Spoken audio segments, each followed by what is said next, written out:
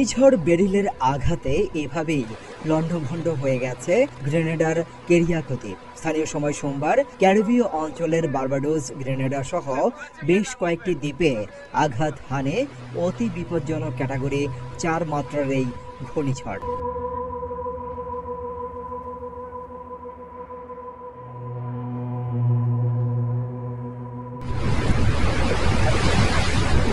দেড় ঘন্টা ধরে তাণ্ডব চালায় এই ঘূর্ণিঝড়। এ সময় বাতাসের সর্বোচ্চ গতিবেগ ছিল ঘন্টায় প্রায় 150 মাইল বা 241 কিলোমিটার।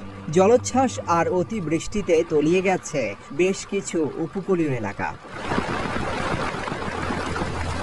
সিবিএস নিউজের প্রতিবেদনে বলা হয়, এই ঘূর্ণিঝড়ের আঘাতে গ্রেনেডা ও বার্বাডোস দ্বীপে বেশ ক্ষয়ক্ষতি হয়েছে। ধসে পড়েছে স্কুল, বসতবাড়ি সহ বহু ভবন। প্রবল ঝড়ে বিভিন্ন স্থানে গাছ উপড়ে পড়ায় বিদ্যুৎ বিচ্ছিন্ন হয়ে পড়েছে গ্রেনেডার 95% এলাকায়। বন্ধ হয়ে গেছে টেলিযোগাযোগ ও ইন্টারনেট সেবাও। হতাহত হয়েছে বেশ কয়েকজন।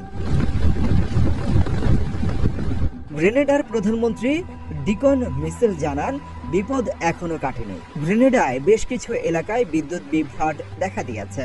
এর ফলে যোগাযোগ ব্যাহত হচ্ছে। মানুষ বেরিল সম্পর্কে আপডেট পাচ্ছে না। তিনি আরো জানান, ঘূর্ণিঝড় মোকাবিলায় আগে থেকেই নেওয়া হয় নানা প্রস্তুতি। উপকূলের বাসিন্দাদের সরিয়ে নেওয়ার পাশাপাশি শুকনো খাবার সংগ্রহ করেছেন দ্বীপের বাসিন্দারা।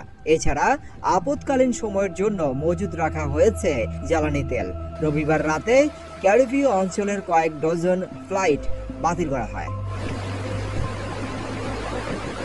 এনএইচসি বলেছে, সোমবার সকালের দিকে কিছুটা দুর্বল হয় ক্যাটাগরি 3 হারিকেন বেরিল। পরে কয়েক ঘন্টার মধ্যে ঝড়টি আরও শক্তি সঞ্চয় করে ক্যাটাগরি 4 ঝড়ে পরিণত হয়। সংস্থাটি আরও বলেছে, মঙ্গলবার সকালের দিকে উইল্ড ওয়ার্ল্ড দ্বীপপুঞ্জে বিপর্যয়কর গতিবেগের বাতাস নিয়ে আঘাত হানতে পারে এই ঝড়। বেরিল অত্যন্ত বিপজ্জনক হারিকেন হিসেবে আঘাত হানবে বলে আশঙ্কা করা হচ্ছে, কারণ ঝড়ের মূল অংশটি উইল্ড ওয়ার্ল্ড দ্বীপপুঞ্জের মধ্য দিয়ে পূর্ব ক্যারিবীয় অঞ্চলের দিকে ধেয়ে যাচ্ছে। আবহাওয়াবিদরা জানান, বেরিল এখন পর্যন্ত আটলান্টিক মহাসাগরে রেকর্ড করা প্রথম এবং জুন মাসে রেকর্ড করা একমাত্র ক্যাটাগরি 4 মাত্রার ঘূর্ণিঝড়।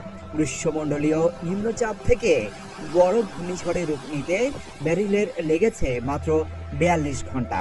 আর আটলান্টিক মহাসাগরে সৃষ্ট ঘূর্ণিঝড়ের ইতিহাসে এর আগে এই ধরনের ঘটনা ঘটেছে মাত্র 6 বার।